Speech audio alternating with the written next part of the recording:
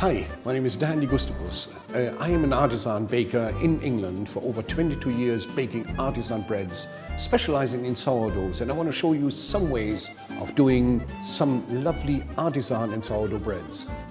Well, if you have a barbecue, you want to do something different, and I know a great recipe for an olive focaccia with roasted garlic and cheese. And here I use 410 grams of white flour, 8 grams of sea salt, then 6 grams of yeast, and I have something like Italian herbs and seasoning consisting out of oregano and parsley and thyme to give a little accent up there, a little bit of color and sprinkling in there.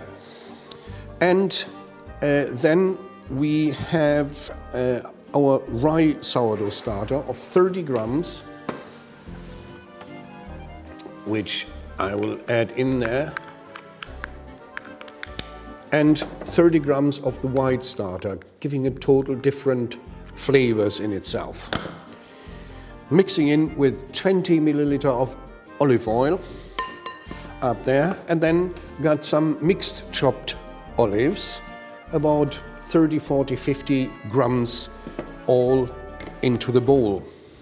And that's more or less it. It will be a very, very slack dough to produce, and we have our water and everything in there.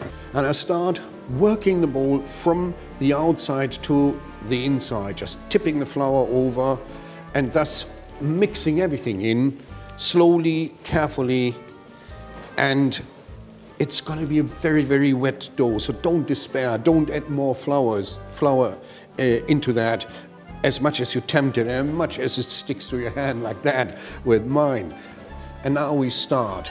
So I start folding bits in, stretching the gluten, incorporating more air into the dough, just slowly rocking it forward. It just doesn't need a lot of exercise.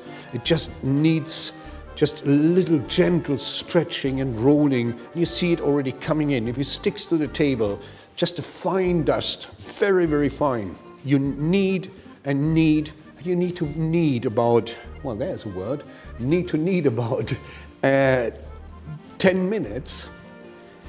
And I leave it up there, put my bowl over it and let it rest. Let the water absorb and let the dough relax and the gluten relax for about half an hour to about 45 minutes. Now prepare yourself for the most stunning whichever comes out of the oven. You just remember, just 4 or 5 minutes ago I put the cheese on it, and there it is. Lovely sprinkle, just about melted, because that's what you want, the creaminess, the olive, the herbs in there, and then this lovely, slightly sourdough tinged loaves. And with the garlic is the most wonderful garlic bread. Tear and share. This is how you make a garlic and cheese bread.